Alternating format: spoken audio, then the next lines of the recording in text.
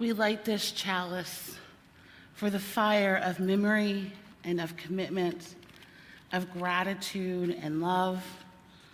We light this knowing that in our hearts, we hold our histories. Let us be a people of not forgetting. Let us hold collective memories that might slip into the enormous void that corrodes the future that we hold dear. Let us practice honoring and truth-telling up from the past and come fully into the now. Lest we falter, lest we fail, lest we remain whole in those places. Let us not, in our need for comfort or simplicity or for easy forgiveness or false pardon, smother the heartbreak that still needs healing. Let us practice resilience. Let us practice reckoning. Let us marry memory and promise. Let us dance in the tension that we find there. Let us rest in integrity that we cultivate there. Let us be partners with possibility that emerges. It is good that we gather this morning. Welcome.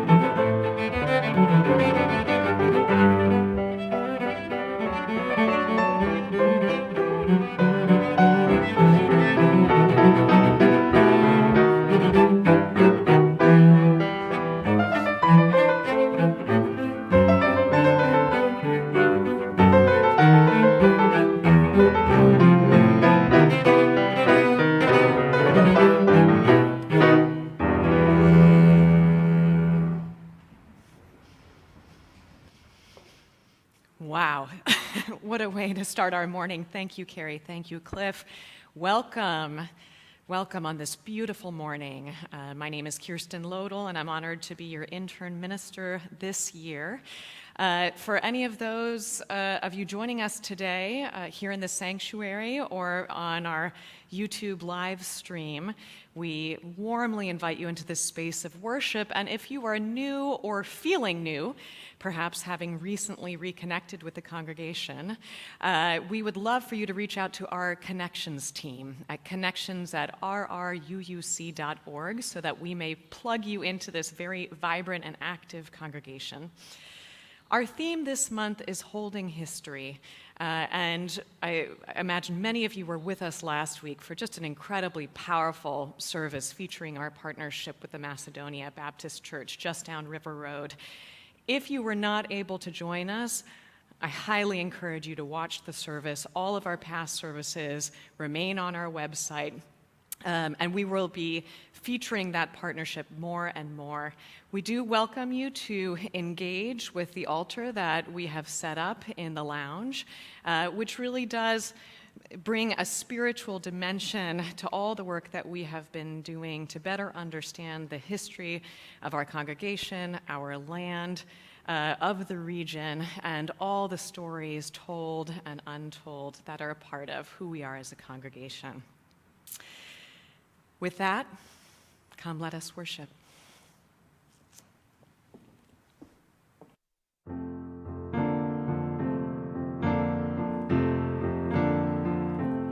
Love will guide us, peace has tried us, hope inside us will lead the way on the road from greed to giving.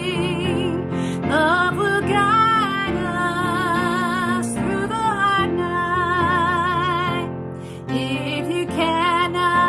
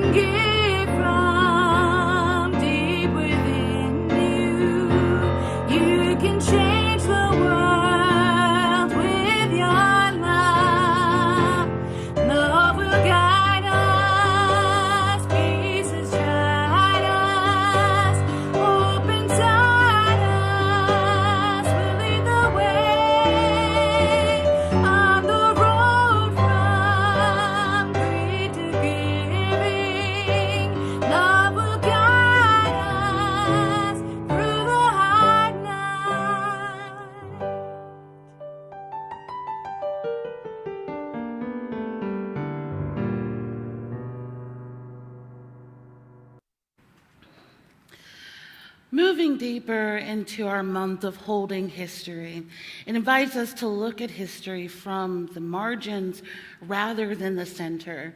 And often because of the way that history is told, that means we must listen for what isn't being said and pay attention to what isn't there.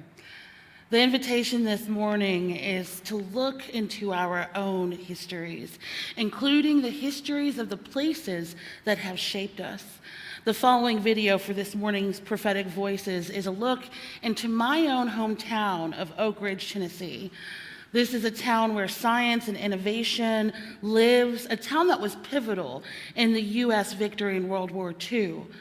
But what's not being said in this video? Who's telling the story? Who's not in this story?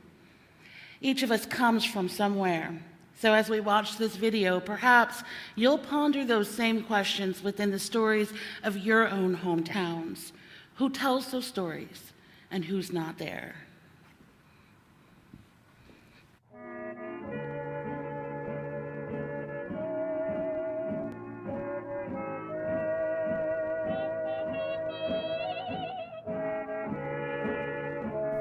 In a place known as Black Oak Ridge, nestled in the foothills of the Appalachian Mountains, Oak Ridge was born under the cloak of secrecy during World War II.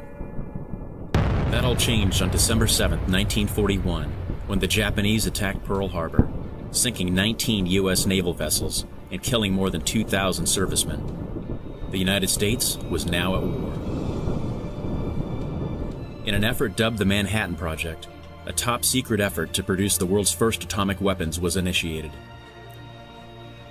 In the short span of 2 years, they built an industrial complex that would rival the automotive industry, with sites in Hanford, Washington, Los Alamos, New Mexico, and this area of Tennessee, which would become Oak Ridge.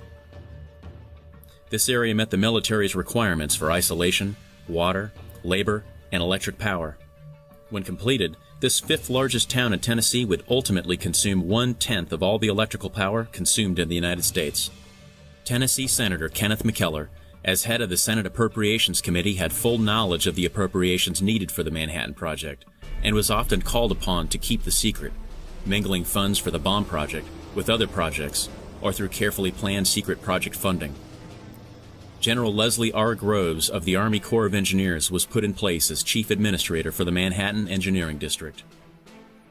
Groves brought in some of the world's most distinguished physicists and engineers, in the likes of Hans Bethe, Edward Teller, Leo Szilard, and Albert Einstein. The purpose was to separate uranium-235, which occurs naturally in a ratio of 1 to 139, to its less useful twin, uranium-238. Chemically identical, the isotopes are almost impossible to separate. On September 28, 1942, construction was begun on 3 massive secret industrial facilities to produce the fissionable material that would fuel the bomb. Contractors had a scant 6 months to build the first complex, the massive electromagnetic separation calutrons, given the code name Y-12. Because of the wartime shortage of copper, the massive electromagnetic coils were made using tons of silver borrowed from the U.S. Treasury. During the Manhattan Project efforts to construct an atomic bomb, workers toiled in secrecy, with no idea to what end their labors were directed. By September of 1943, construction began on K-25, a gigantic gaseous diffusion plant, a building which would ultimately cover more area than any structure ever built. The U-shape measured 1/2 mile in length and over 1,000 feet in width for an area of 2 million square feet. It contained thousands of cascades that ran the length of the building. Oak Ridge continued to grow. In addition to the uranium separation facilities, the world's second nuclear reactor was built. Dubbed X-10, or the Clinton Pile, it was designed and built in 10 months and constructed as a pilot facility for the larger plutonium production complex to be built in Hanford, Washington. As a result, the community grew as the workforce expanded to more than 75,000 workers on the site. Construction workers lived in rudimentary wooden hutments, barracks, or trailers with little room and no frills. 3,000 Semestos houses were completed at a rate of 1 every 30 minutes. Once hired, workers were instructed to remain evasive about what they were doing.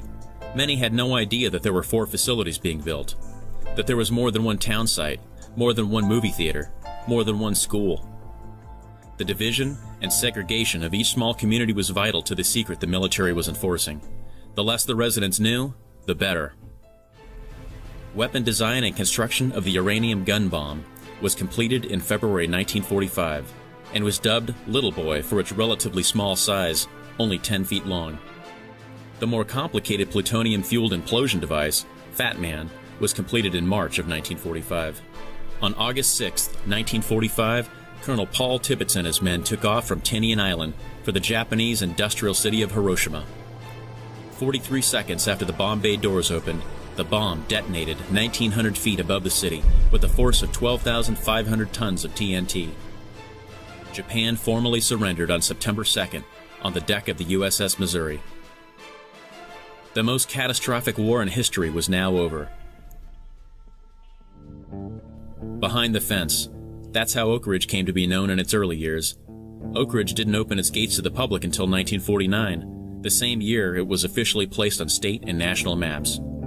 Today, Oak Ridge and many of its Manhattan Project facilities still remain. As part of the U.S. National Security Complex, Y-12 with its massive calutrons is a one-of-a-kind manufacturing facility that plays an integral role in the Department of Energy's nuclear security enterprise. As part of this country's Superfund initiative, the massive K-25 gaseous diffusion facility was decommissioned, and the site is seeing a rebirth as the Department of Energy's East Tennessee Technology Park, dedicated to transferring technologies developed through government funding to the private industry. And what was once a small pilot project reactor, the X-10 site is now home to the sprawling Oak Ridge National Laboratory and this country's spallation neutron source.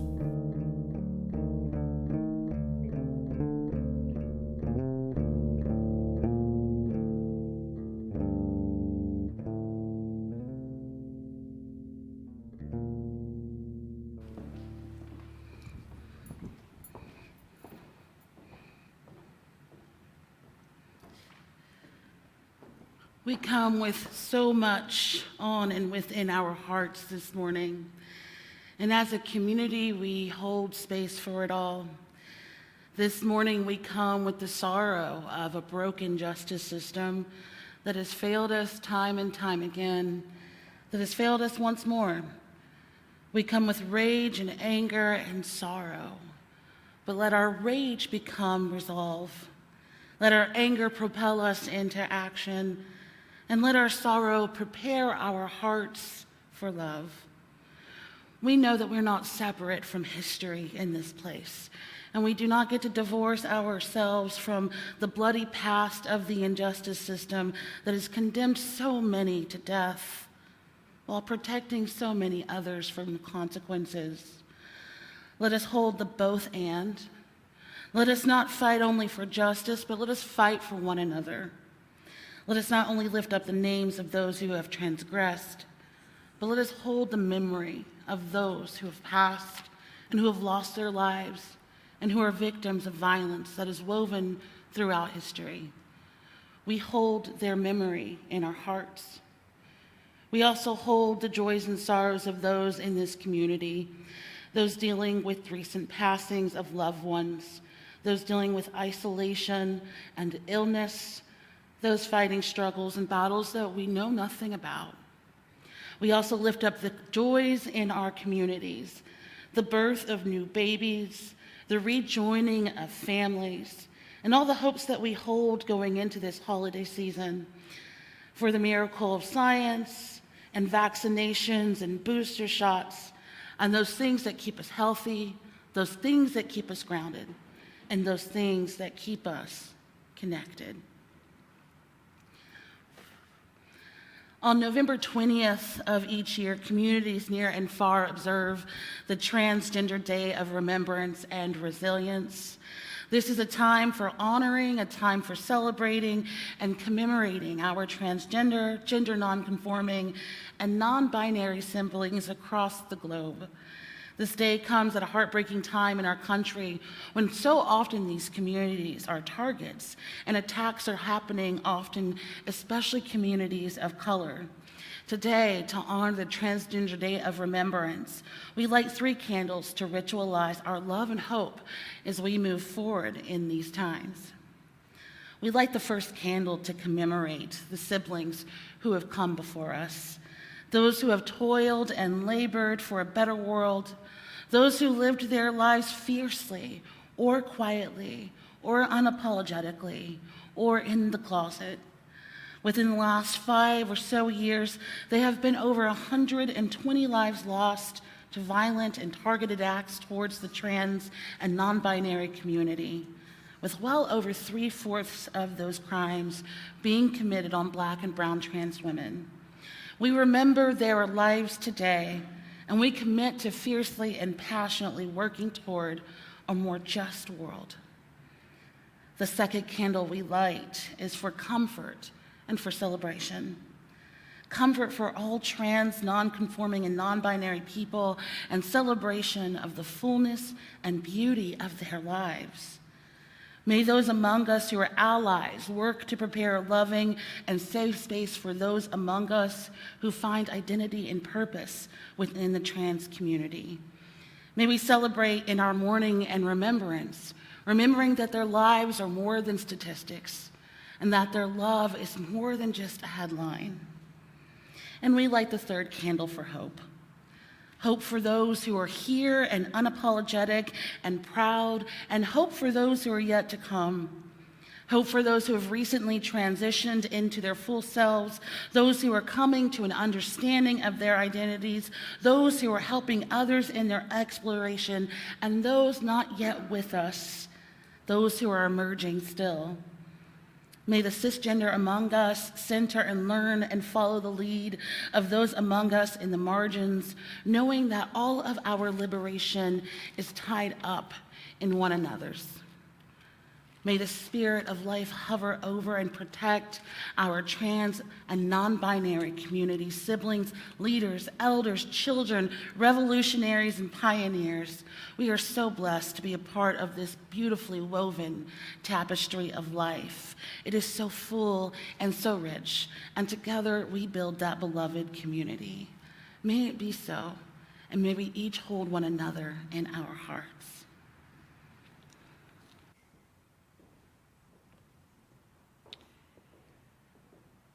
Holding in our hearts our trans siblings, all those who have been victims of our justice system, our personal histories, the histories of this community, we now invite you into a time of prayer and silent meditation. We invite you to hold whatever body position feels most grounded for you. Position your hands, your feet, your eyes in a space that allows you to join us in this time of prayer and meditation.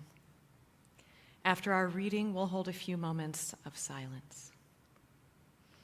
Our reading today is The Heart of Both And by Reverend Lynn Cox of the Washington Ethical Society.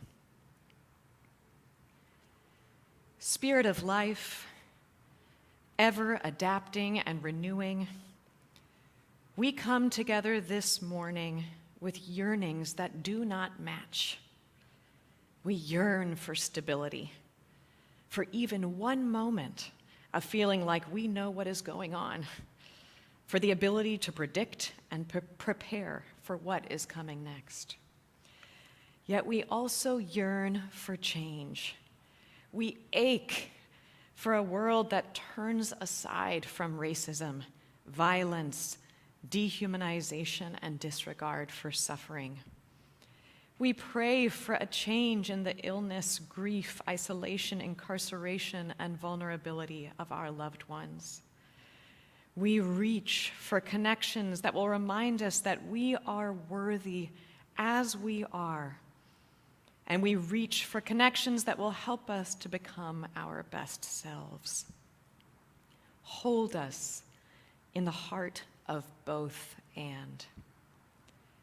Cradle us in the mystery. Cherish us in the eternal presence of love and encourage us on the path of growth and development. As individuals and as a people, help us to become who we are called to be. Lead us to open pathways to deeper wisdom through reconciliation, self-respect, and mutual respect, compassion, owning and making amends for our mistakes.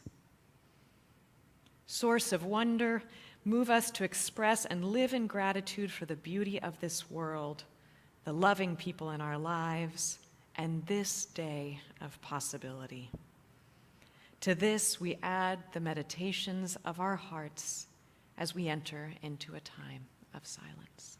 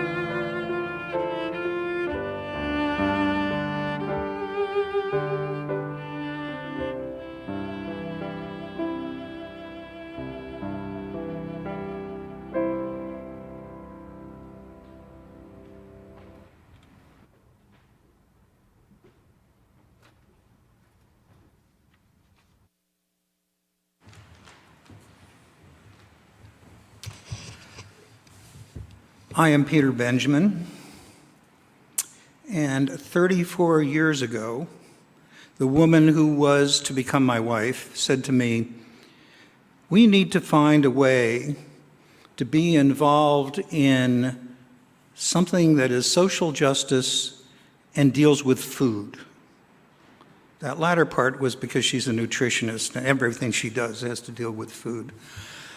And for the last week, what happened then was she found Shepherd's Table, which is a soup kitchen in Silver Spring, very close to the metro station in Silver Spring, where we feed people regardless of what their need is or is not. And our congregation joined with 29 other congregations to operate this facility.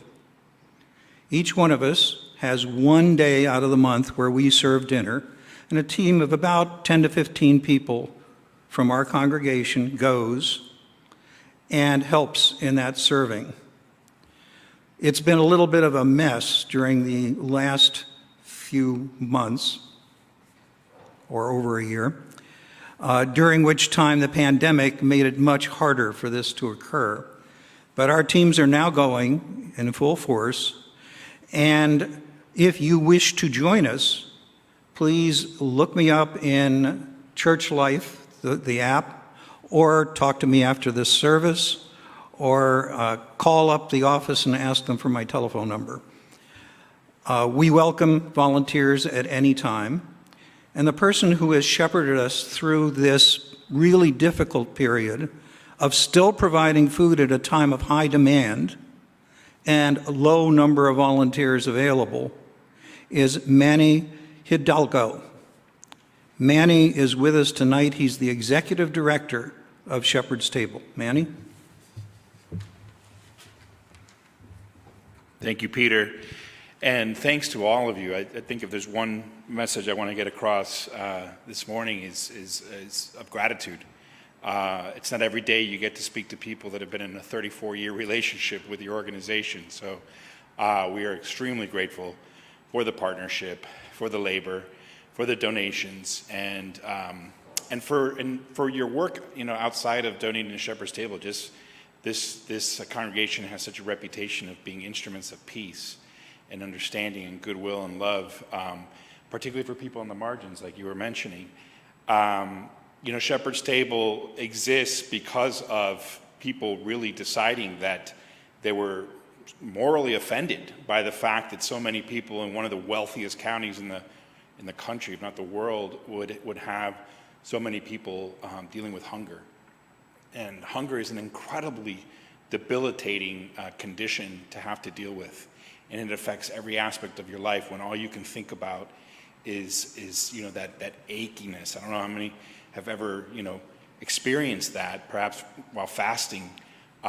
But it really does shut your body down, and that's why we really focus on eliminating hunger and getting rid of basically the insecurity that exists for many people when it comes to food.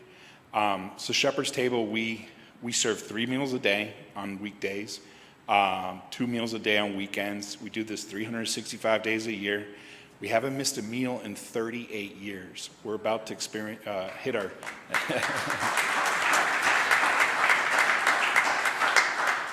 Thank you. We're about to hit our 38th anniversary on December 16th, in which we'll serve our 2 millionth meal. And so it's quite a milestone, but we should all rejoice because it really is the community that has done this, not Shepherd's Table. It's all of us, It's all of us who wake up and care about those that are less fortunate than us and that want to see a change in the lives of these folks. So one thing I've been working on, I've been there now for about 2.5 years, is using the meals as a way to engage with people at a deeper level. So when you're offering a meal, you're going to have people coming, right? Because unfortunately, we have hunger in the community.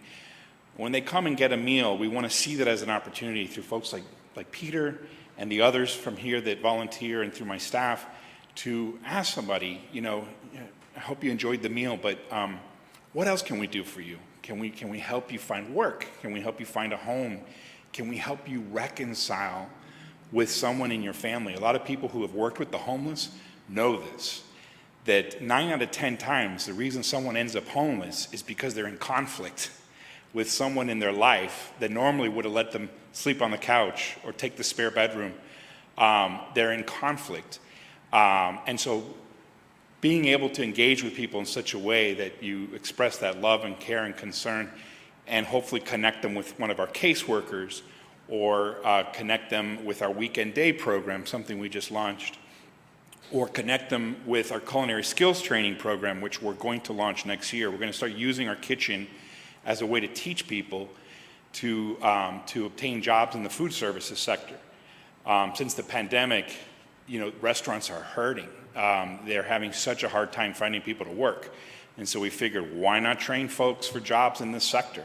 We have this beautiful kitchen, thanks to the community and thanks to your taxes. Montgomery County provides the building and the kitchen and a sizable grant, but the vast majority of funding comes from people just like you. It comes from individual donations. That is the bedrock of Shepherd's Table. And so all I can ask is that, as you're preparing for your Thanksgiving meals and as you're preparing for the holidays, that you just take a minute to think about those that don't have that luxury, that don't have a family that they can sit down and share a meal with this holiday season. And let us be their family. Let us welcome them in, provide them a warm meal, and a shoulder to, or someone to hug, someone to show that they're loved. So again, thank you for 34 years of this amazing partnership. And Peter, thank you in particular for asking me to be here today. God bless.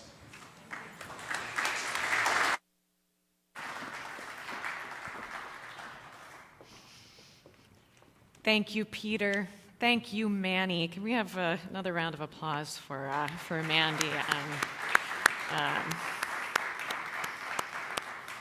Leading through a time of such profound crisis and need, and being with us today.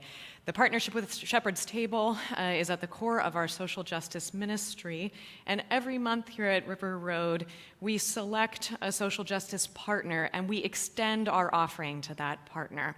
So all donations that you make today to our offering will go directly to Shepherd's Table as they ramp up for this coming week of Thanksgiving meals. And so we ask that you dig deep. You are welcome to dig into your pocket right now and pull out your phone. This is the one time in our service where we allow you to do so. Our text to give number, which for those of you at home is on your screen, is 73256. Again, 73256. Then you can enter RRUUC and the amount, and all of those donations today will go to Shepherd's Table.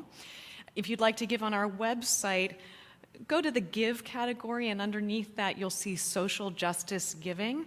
And there you'll see each one of our monthly Extend the Offering partners, more of a description of who the partner is. From there you can learn more about Shepherd's Table, the relationship, and also go to their website.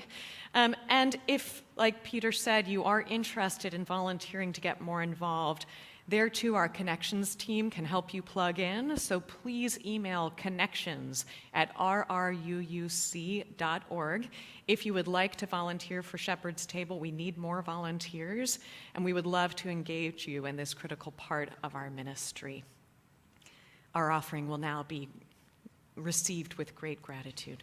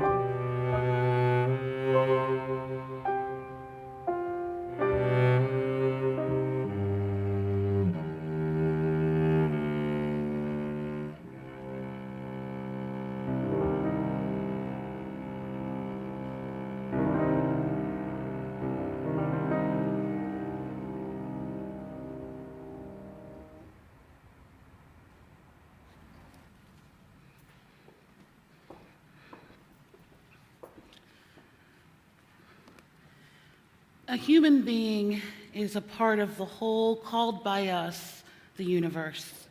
A part limited in time and space, he experiences himself, his thoughts and feelings as something separated from the rest, a kind of optical delusion of his consciousness. This delusion is a kind of a prison for us, restricting us to our personal desires and to affection for a few persons nearest to us. Our task must be to free ourselves from this prison by widening our circle of compassion to embrace all living creatures and the whole of nature in its beauty. That quote comes from Albert Einstein, whose discoveries, as we know, led to the production of the atomic bomb, who signed a letter to President Roosevelt urging the government to support research of this type of chain reaction that could be weaponized. As an immigrant himself to the U.S. during the Nazi reign of terror, he believed that the Germans could be actually developing such a project themselves. And now, of course, we know now, in retrospect, that due to the necessary fleeing of Jewish scientists, thinkers, and innovators, we know the Nazi Party was in no position to develop this kind of technology. And we also know now that who fled persecution, those scientists, those thinkers, and those innovators, they developed something that led not to peace or prevention, but to the production of one of the most, if not the most, destructive weapons created by mankind. And my story is inextricably linked to that production and deployment of that very weapon. And many of the weapons of war in our nation's arsenal to this day are inextricably linked to my life and my story.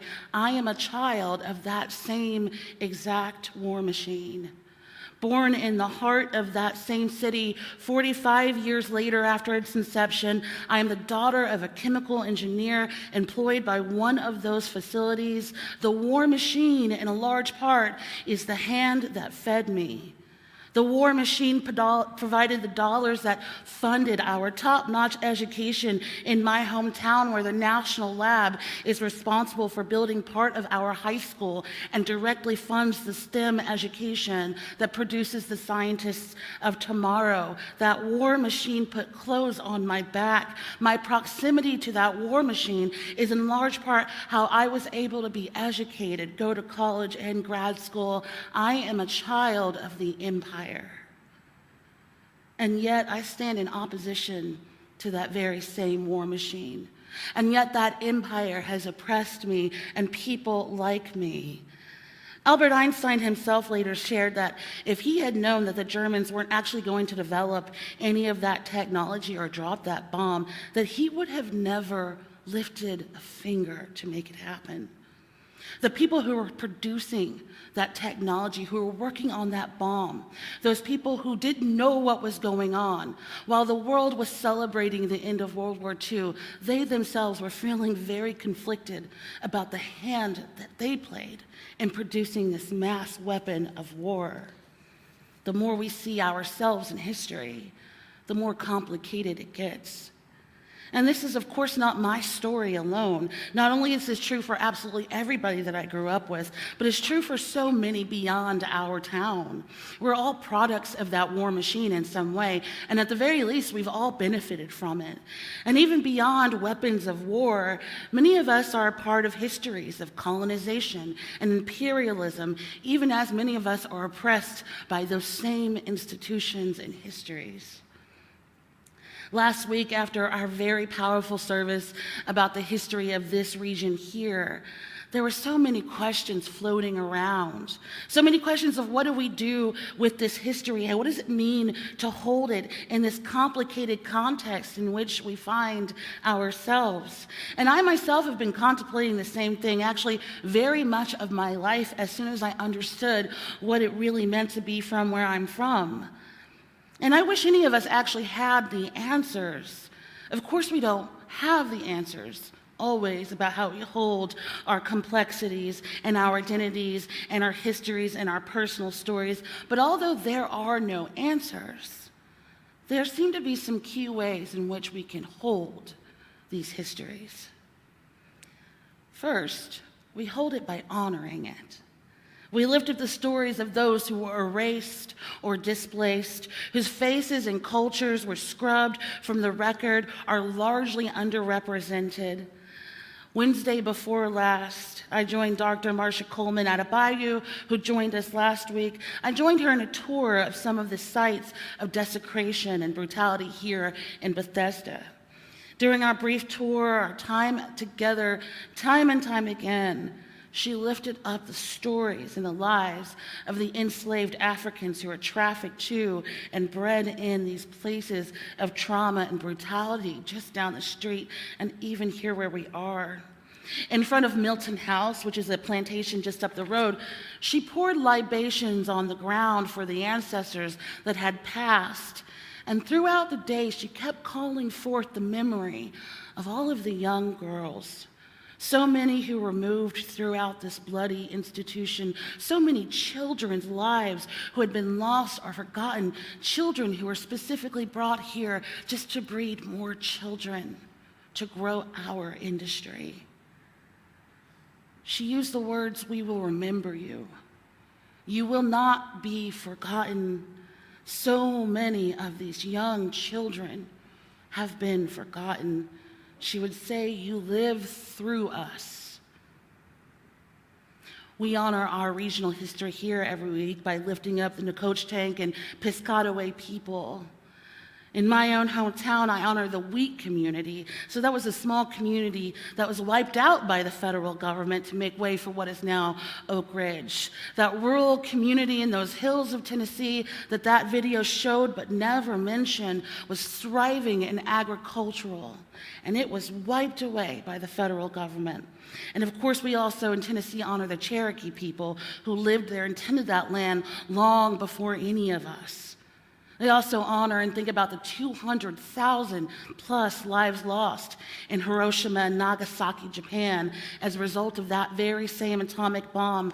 I think of Sister Megan Rice, a Catholic nun who in her 80s was responsible for one of the largest breaches of security in the U.S. atomic industrial complex in 2012, when she and two other activists broke past all of the security gates, all of the levels of national and private security that guard Y-12 security complex, and she did this in protest of the use of nuclear weapons. She did this in her 80s. She asked for the maximum sentence in prison for doing this.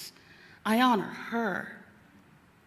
I think about the historical community in Oak Ridge, Tennessee called the Scarborough community. They're the historically Black community of Oak Ridge, many whose names and whose stories aren't typically a part of our town's narrative. We saw a glimpse of a picture of people who might have been a part of that community, but they built that town alongside everyone else, and they did it with no choice, with no options, of course in the midst of Jim Crow segregation, and of course with fewer resources and provisions, and almost no credit all these years later.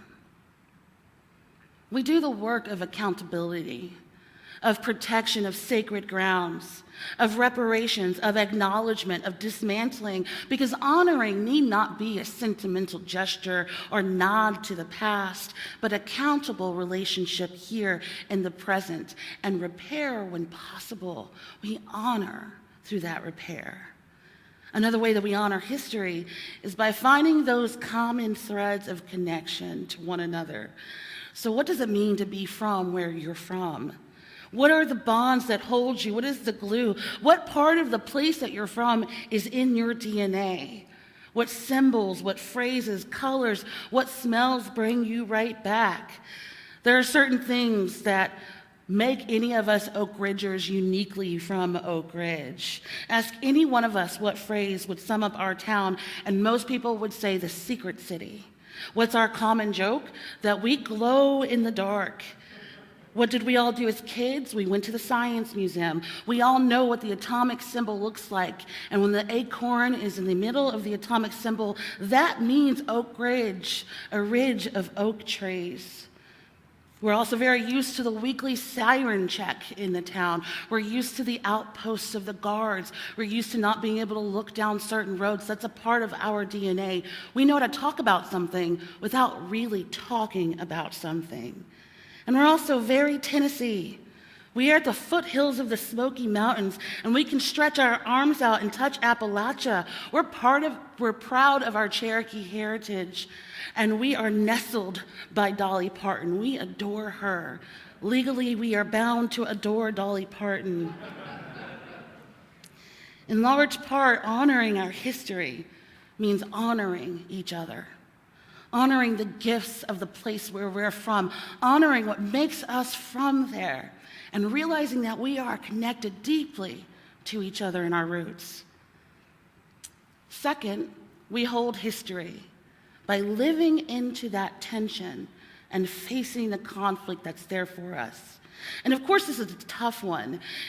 In many cases, folks are often just doing what they have to do, and they're doing it sometimes with little or no awareness of the implications of their action. I think of the thousands of workers who in many cases were ordered to move to Oak Ridge to work on a project that they knew nothing about. Secrecy at the highest level of government. So of course the everyday person would have no idea what they were doing there. I think about millions who were swept up in the can-do attitude of wartime in America in the 40s who believed in their country, who were doing their part to help their country in the war from this place of pride and connection. I think about all the women who were empowered during that period of time to work outside the home while the husbands and the boys were overseas. I think of the multitudes of people who wanted to use their innovation and their creativity for the betterment of society. And I think about the same people today, full of innovation, full of creativity, who want to better this world, and yet they're caught up in systems that are dysfunctional at their core. It's a tension, but there's power within that tension. We're empowered when we can hold that tension with respect and love. We're empowered when we can face that tension together. We're empowered when we create bonds to go into that tension and figure out where we are and how we're needed. To hold that tension is to face the conflict that comes from it. It seems that the deeper that we get into history, the more personal it becomes for us all. When history is very abstract, it's out there. It's got this other quality of another time and another place and another person's problem. There's something that we do to separate the humanity from a person when we look at them historically. But we're all people, and we feel and we love, and our goal is to live. When we bring it down to the ground from the abstract, we begin to find ourselves at the center of it, and we begin to realize what's at stake in our own lives and our own identities and who we say that we are. So we allow to honor history by holding it and moving into the conflict. What does it mean to be from where you are? What is the accountability being asked of each of us? Where are we being led in this moment? And how do we sort through and face that conflict that arises together? And of course, lastly, we hold history by allowing it to shape and inform our practices now. As mentioned earlier, once again, as a country, we've witnessed the gross dysfunction of our legal system. And what's sad is that it's not even all that shocking for many of us, because we know how history likes to repeat itself. We can't even begin to talk about this current trial without talking about the history of feigned white innocence and perceived black guilt. This is the same system that has tried black and brown children as adults for centuries and has escorted a white mass murderer to Burger King just moments after taking the lives of people who welcomed him into their house of worship. This is the same system that justified the killing of Trayvon Martin for wearing a hoodie. This is the same system that was content to put 5 innocent black teenagers behind bars for most of their lives. The same system that leaned heavily on the KKK to do its bidding over all these years. This is a system that is a product of history. So when we commit to being anti-racist, and when we commit to racial justice, when we call ourselves to task, we are committing to dismantling those systems, even while we are still a part of it. There is a tension and there is a conflict. But we are shaped by our history, and we are shaping it still, because history is not over.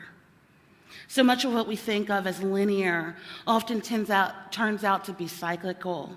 And history, of course, is no exception. We have the power to shape history in this moment because we can heal what has been broken.